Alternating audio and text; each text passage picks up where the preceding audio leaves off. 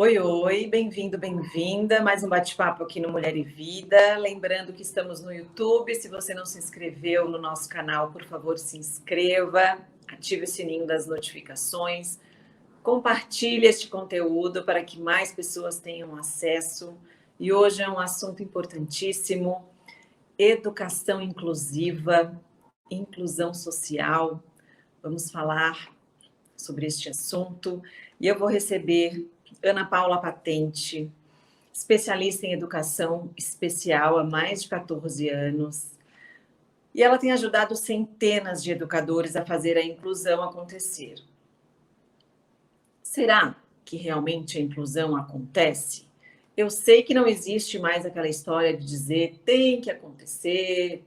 A inclusão na teoria é muito bonito e a gente quer saber na prática.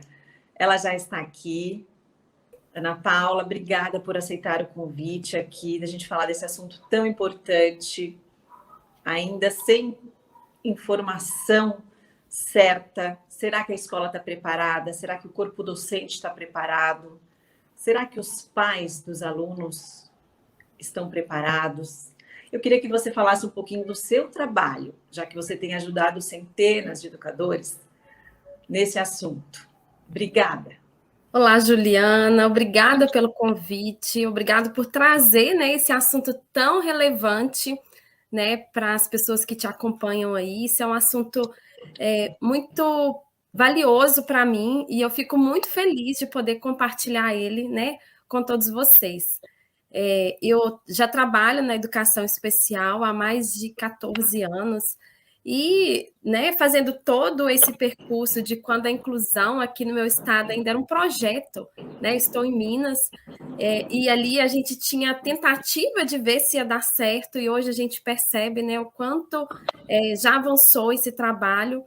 Eu acredito que a inclusão ela pode acontecer, mas a gente ainda tem, de fato, muita coisa, um caminho muito longo pela frente, justamente porque quando a gente fala de educação, a gente fala de um tempo muito maior para que as coisas se implantem, para que as leis funcionem, mas falta também a informação, né? E o Inclusão na Prática, ele nasceu de dois propósitos. O primeiro é de difundir informações de qualidade, fazer com que as pessoas conheçam mais sobre a inclusão.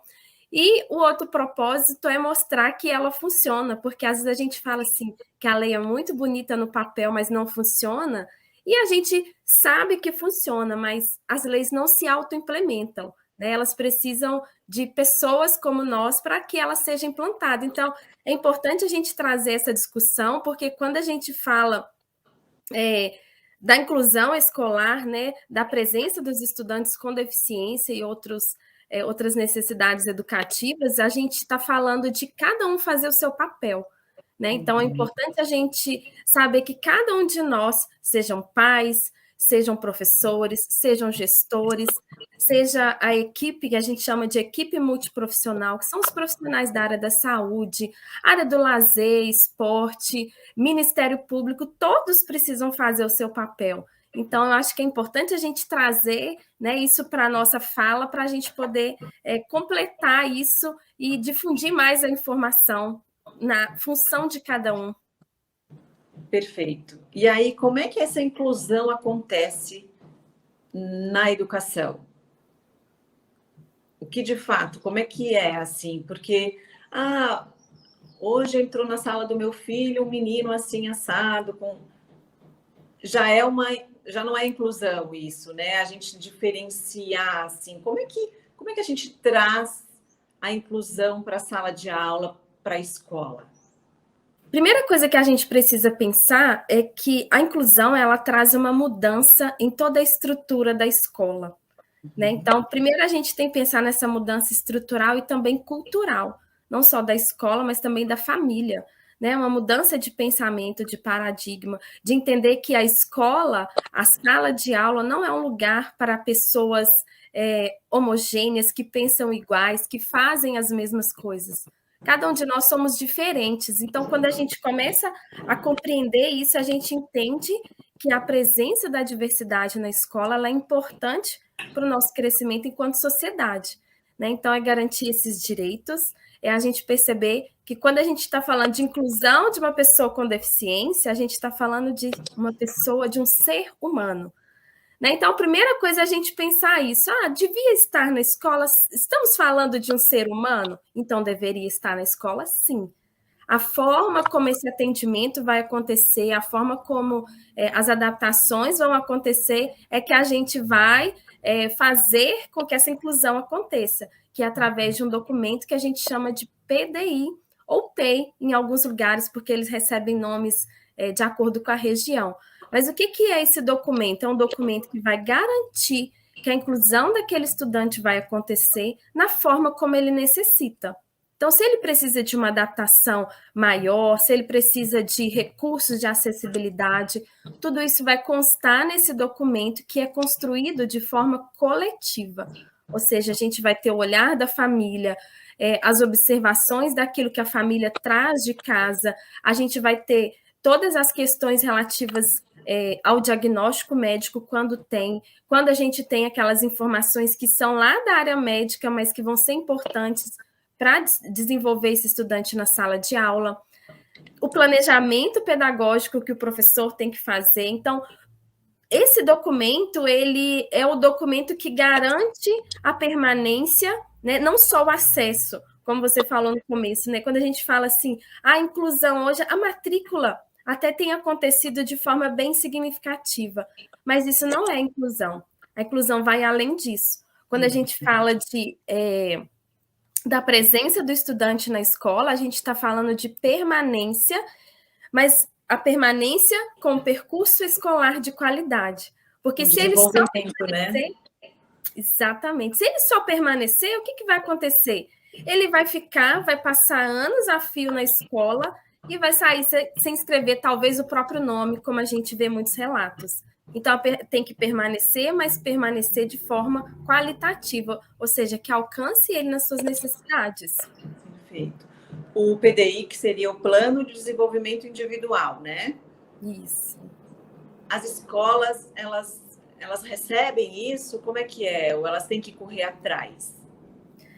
O que acontece? Hoje o PDI ainda é um problema por conta de cumprimento de legislação. A gente não vai encontrar esse termo na lei. A gente vai encontrar, se a gente for fazer uma leitura, em todas as legislações, principalmente que tratam da organização da educação, não vai ter esse termo PDI. Mas a gente vai ver, desde a Constituição Federal, o acesso dessas pessoas com deficiência, que têm as dificuldades, com um atendimento individualizado, com a personalização do atendimento. Então, o PDI nada mais é que isso, essa personalização do atendimento para que ele possa permanecer. Então, se eu tenho um estudante com paralisia cerebral, como eu vou personalizar o atendimento para ele? Eu preciso saber quais são as suas necessidades, qual é o seu comprometimento? É só físico e ele tem o intelectual preservado, ele consegue falar, ele tem a fala preservada, ou ele tem comprometimento físico, mas também tem comprometimento na fala? Então, é diferente se eu falar de um estudante com paralisia cerebral, de eu falar com um estudante que tem comprometimento na fala e outro que não tem. Então, por isso é individualizado, é observar a necessidade individual desse estudante. Então, quando a gente constrói esse documento, a gente observa cada uma dessas particularidades, porque aí eu não vou tratar ele de forma a prejudicar ou a puni-lo por conta da deficiência. Como, por exemplo, muitos professores fazem ou faziam, né? Espero que não façam mais. Mas, por exemplo, um estudante com paralisia que não tem a coordenação motora e não escreve, eles querem avaliar a escrita dele, mas como avaliar se ele não tem escrita? Então, eu vou usar o quê? A oralidade, talvez, se ele é um estudante oralizado, que fala, que é capaz de articular as palavras. Vou utilizar a comunicação alternativa. Então, é a gente observar cada um desses aspectos para a gente oferecer a educação adequada para ele. E esse aluno com alguma deficiência, ele fica junto com os outros alunos? Como é que é para acolher esse aluno? Como é que é esse trabalho? Você que está nesse ramo, né, há bastante tempo, como é que funciona esse acolhimento da criança que está recebendo um colega com algum desenvolvimento assim menor. Como é que é o acolhimento? O que tem que ser feito? O que a gente precisa saber para acolher de verdade esse aluno? Primeiro, a gente só precisa entender que quando a gente... Porque os termos na educação especial são muito grandes, né? Quando a gente fala assim de educação especial na perspectiva inclusiva, a gente está falando desse direito de participar com todos das mesmas atividades, né? E observando aí as necessidades, as diferenças. E quando a gente fala só de educação especial, a gente está falando de uma educação que vai ser exclusiva para ele atender a sua necessidade de forma separada. Então, quando a gente fala na perspectiva inclusiva, é garantir essa participação de todos no mesmo ambiente. Então, eu observar como cada um dos meus estudantes aprendem. E aí, uma coisa muito importante que eu gosto de falar é da gente sempre pensar que esse estudante ele tem que ser participante do seu processo de aprendizado, porque talvez ele mesmo vai me dizer qual é a necessidade dele, como ele aprende melhor, né? Ou, talvez ele não vai me dizer com palavras, mas quando eu faço uma avaliação diagnóstica inicial e observo esses aspectos, isso me diz como eu vou ensiná-lo.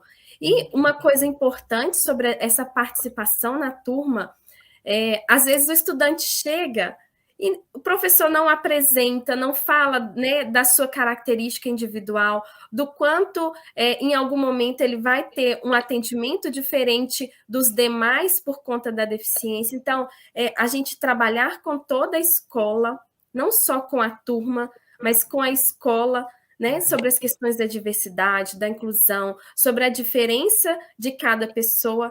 E os estudantes, né, principalmente na educação inicial, ali na educação infantil, eles têm uma facilidade, têm uma empatia muito grande pelo outro. Então, eles aceitam facilmente, eles se divertem juntos, muitos não enxergam a deficiência, eles entendem todo esse processo. Então, é importante a gente tornar a participação coletiva da escola. Todo mundo precisa entender dessa diversidade, porque em algum momento a gente vai encontrar com alguém com uma dificuldade maior, com uma dificuldade menor, com um ritmo mais lento do que o outro, mas é a gente entender que todos podem aprender.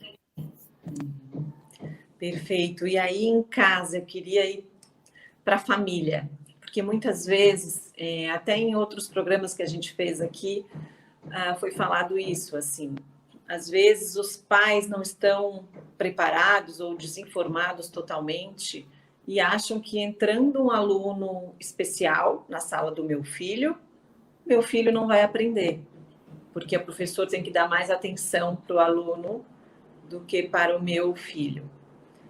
Aí essa história já é mais difícil, né? Como é que a gente muda isso? Como é que é essa visão em casa? Porque tudo começa em casa, né? A educação. Sim.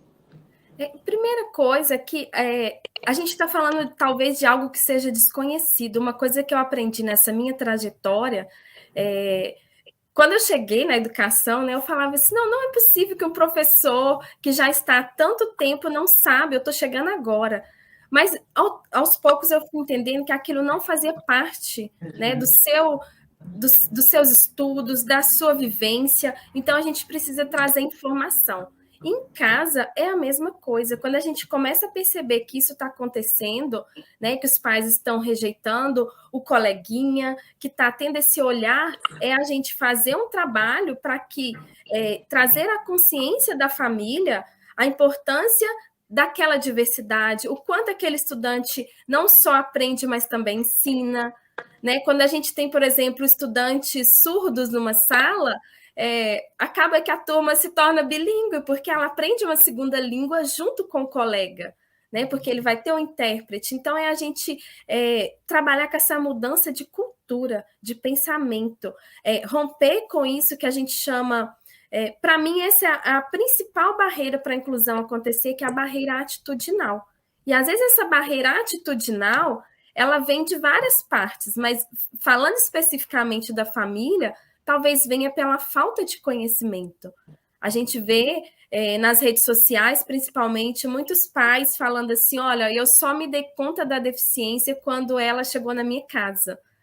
Né? Então, eu não me sentia preconceituoso, muitos falam isso, mas eu não me importava com isso ou não olhava para essa questão. Então, é a gente chamar a atenção, mostrar o quanto a participação de todos juntos, o quanto cada um aprende com o outro, o quanto a convivência é importante, né? E quando a gente olha para a escola ela é uma pequena amostra da sociedade, né?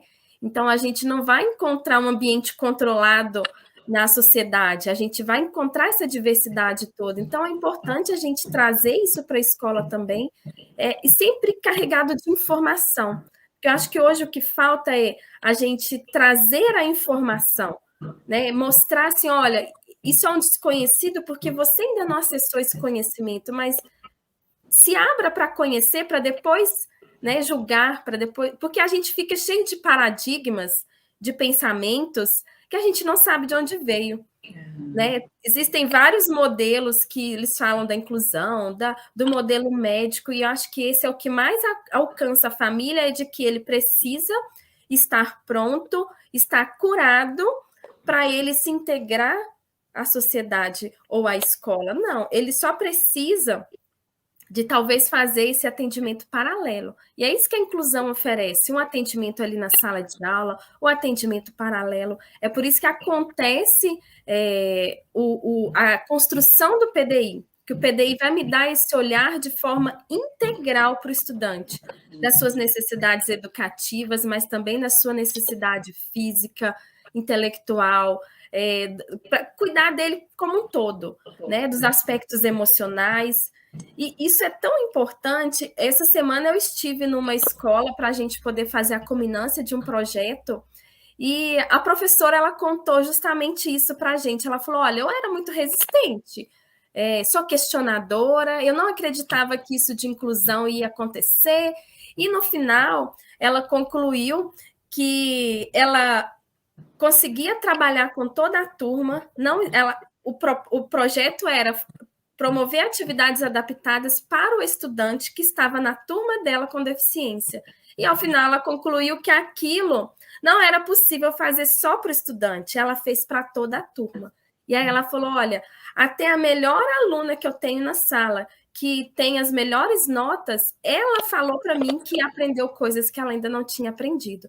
Ou seja, todos aprendem, todos são capazes de aprender, existe um aprendizado nessa coletividade. Então, é importante a escola levar isso para a família, fazer apresentações culturais, mostrar sobre as deficiências, que eu acho que a gente vai começar a mudar essa cultura na família também. Nossa, incrível, né? Seria incrível. E aí tem as potencialidades de cada um, né? Como é que isso vai se mostrando, né? De cada um com a sua particularidade, assim. Aí eu queria saber na prática, exatamente, inclusão na prática, eu queria saber como é que as escolas estão hoje, no seu olhar, no seu entendimento. As escolas estão preparadas? Eu acredito que preparada não estão, mas elas estão no caminho do preparo, elas estão se preparando à medida que elas vão tomando consciência. Muitas já entenderam e estão praticando a construção desse documento, a elaboração do documento, a participação de cada um.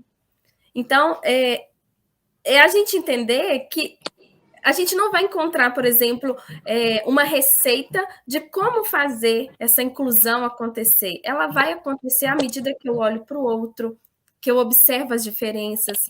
A gente não vai encontrar respostas prontas, porque as respostas elas vão depender da barreira que eu tenho naquela escola. Eu posso ter uma escola totalmente acessível, totalmente adaptada, mas eu posso ter um professor que não acredita que a inclusão é possível acontecer, então aquele estudante vai continuar sem o acesso, ou sem esse percurso de qualidade.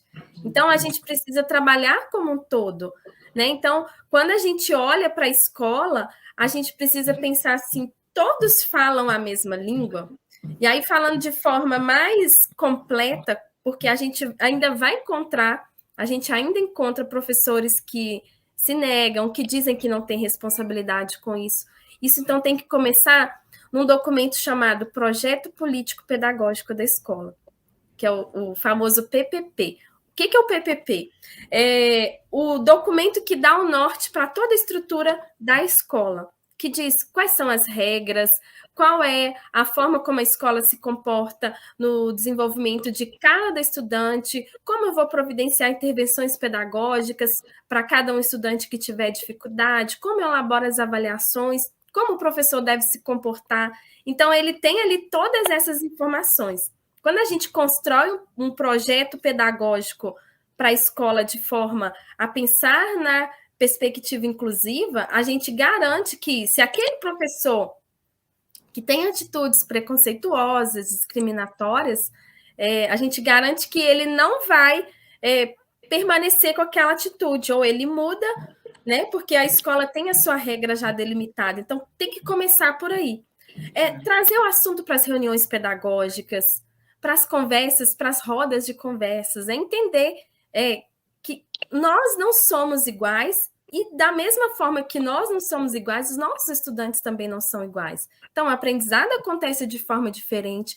Um estudante vai ter facilidade com o que é mais visual, o outro vai ter com o que é mais sinestésico, então vai precisar tocar mais, vai precisar pegar mais. O outro, só de ouvir, aprende com muita facilidade, consegue se articular. Então, a escola compreender que esses avanços que a gente vem, né, observando aí ao longo da sociedade, ele também alcança a escola e a gente não pode se negar. Né? Eu acho que a pandemia ela trouxe um destaque muito grande para a educação especial, porque ela mostrou que toda a resistência que a gente tem com o que é desconhecido, a gente precisa urgentemente aceitar. Né? Então, a gente teve que aceitar, não teve opção de aceitar, né, o trabalho remoto, o trabalho à distância, a adaptação a recursos tecnológicos que a gente resistia. Né? Então, é a gente entender isso. Olha, quanto mais rápido eu mudar, mais rápido eu vou tornar a minha escola e a sociedade mais acessível. Perfeito. Exato. E para tudo isso, estamos falando aqui de escolas públicas, particulares, estamos falando de todas as escolas, certo? De todas, sem exceção. Existe para isso um investimento, né? E de repente essa até é uma barreira, né, das escolas que teriam que investir até em professores capacitados, né?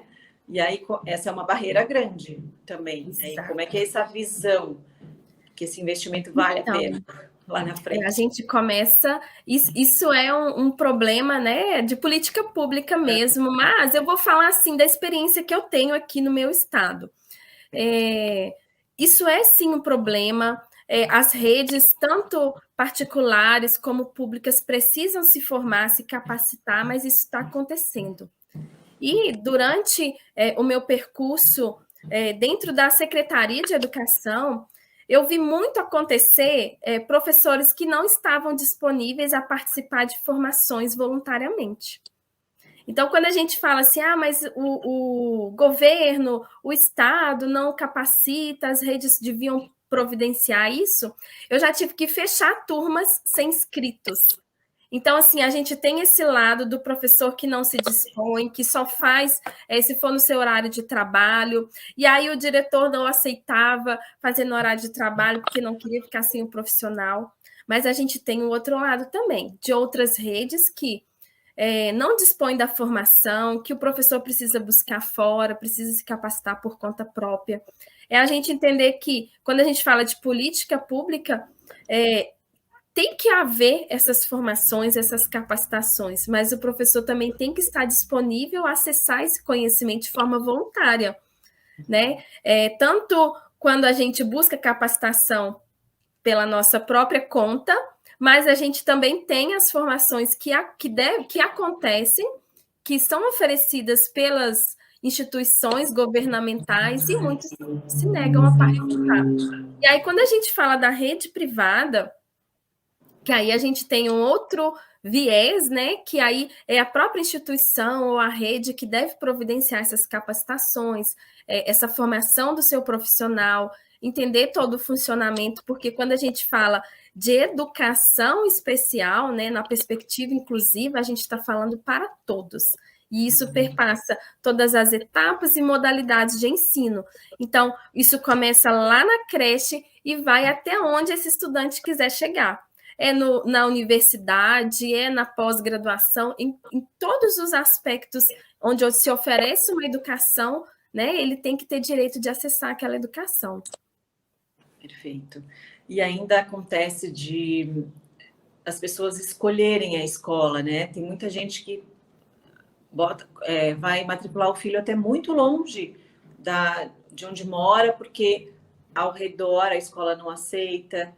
Hoje você fala muito assim de obrigatoriedade, né? Não tem mais que tem que acontecer a inclusão. Ela tem que acontecer e pronto, né? Essas escolas que não aceitam, que não. Como agir com isso? Isso não pode acontecer, de fato. Não pode. E às vezes a família ela não toma uma providência porque ela não quer participar dessa rejeição.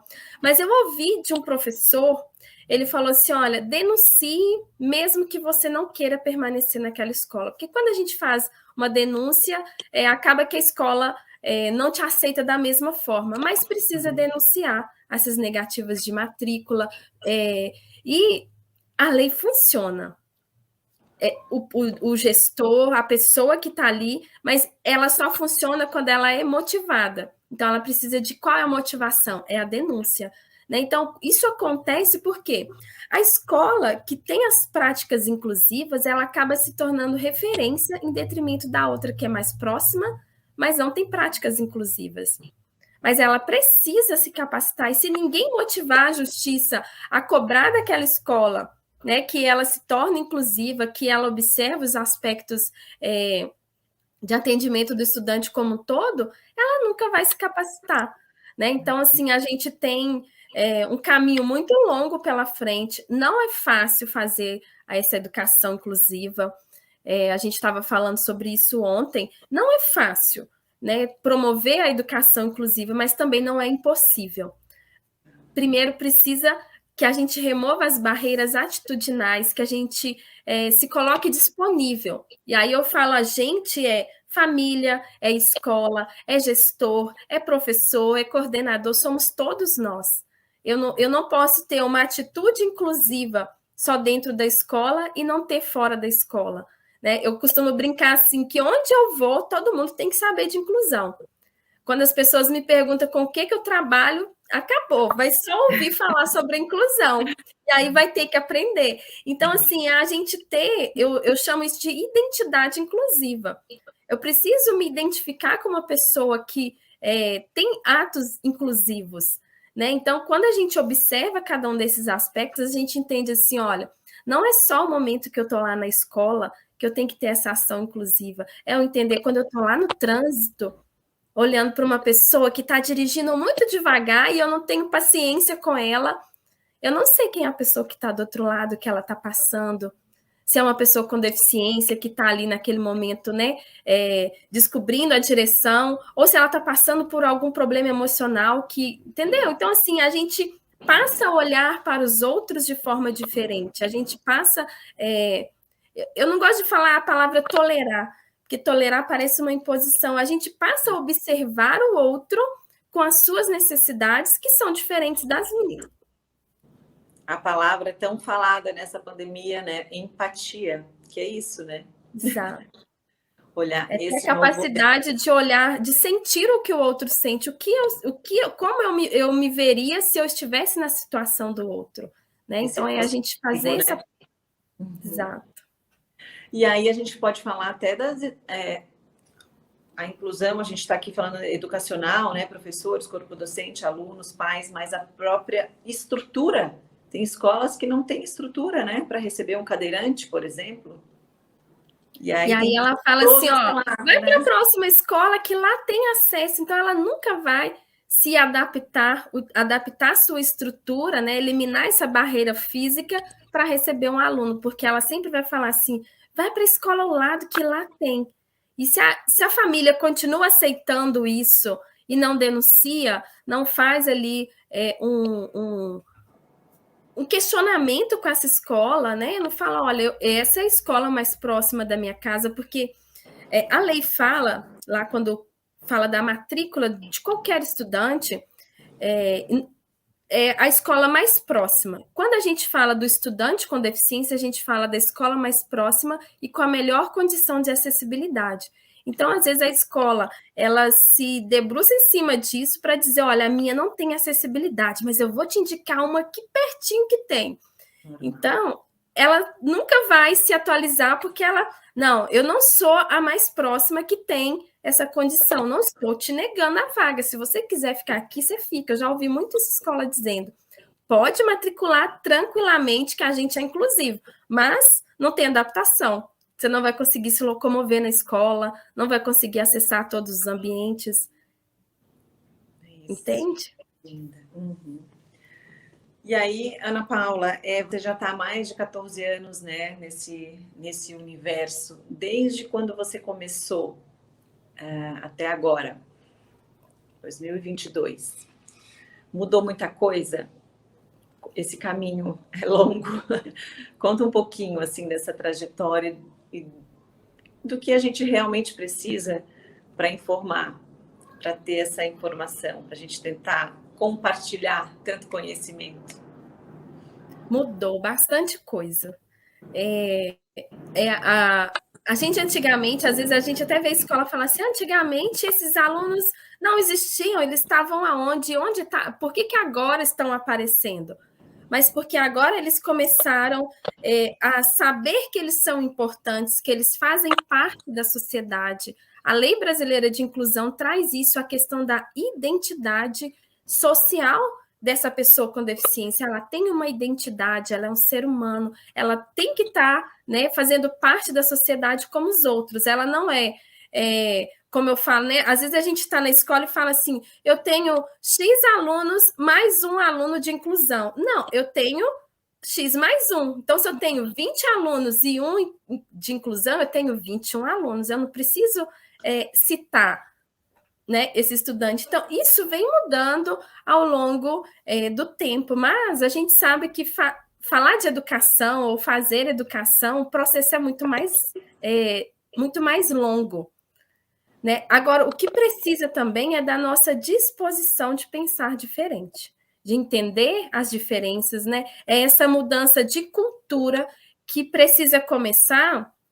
Eu sempre falei isso assim com os gestores ali que organizam os cursos na universidade, por exemplo. Isso tem que começar lá. Não pode ser uma disciplina optativa na faculdade para eu, enquanto professor de licenciatura, né, ou de qualquer outra área que eu queira atuar, que tem um caráter educacional. Aliás, para mim teria que ser em todos, mas quando a gente fala no que é voltado para a escola, a gente tem que entender que todos precisam entender. Se eu sou um professor de matemática, eu não posso dizer que eu não tenho nada a ver com a inclusão.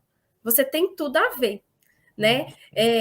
Hoje eu tenho tentado trazer essa construção de entendimento do professor, que grande parte dos profissionais da educação já entenderam, mas os professores de conteúdo de disciplina ainda tem alguns que entendem que eles não têm responsabilidade com a deficiência, e não tem mesmo. Para isso a gente tem lá os profissionais, tem outros atendimentos que acontecem em paralelo às pessoas que são formadas especificamente na deficiência, mas ele tem uma responsabilidade direta com o ensino do conteúdo dele.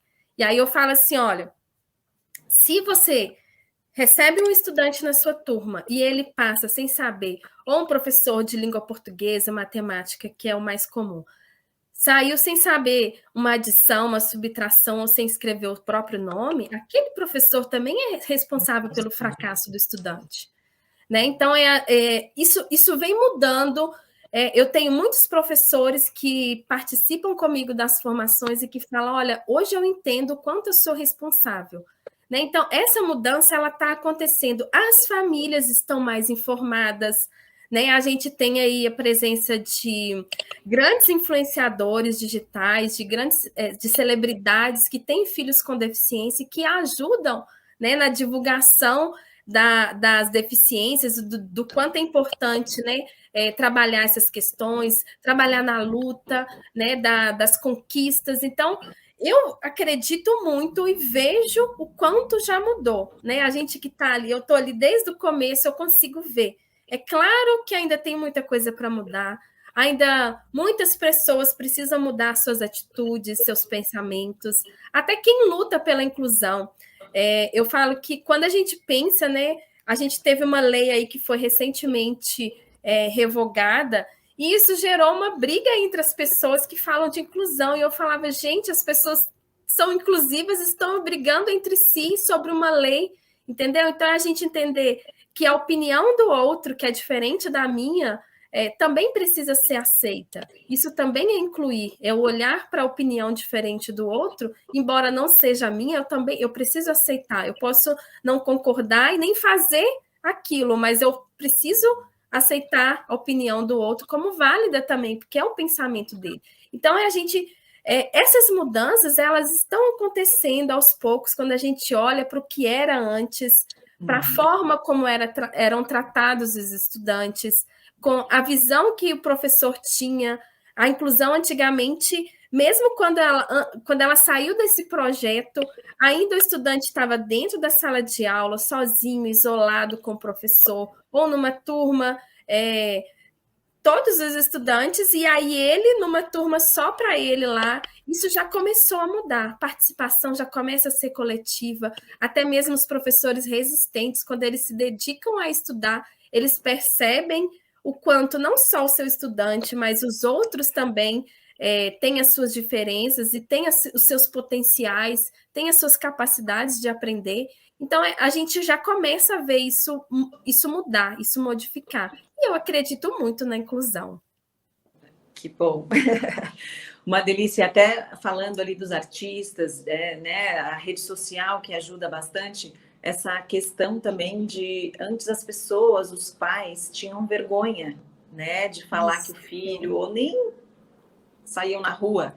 Hoje isso mudou muito também, e é um ponto muito positivo, né, porque você não está sozinho, né? Tem tantas pessoas. Antigamente eles estavam em instituições para deficiência intelectual, estavam ali recebendo tratamentos desumanos e não era observado outros potenciais, era só o comportamento.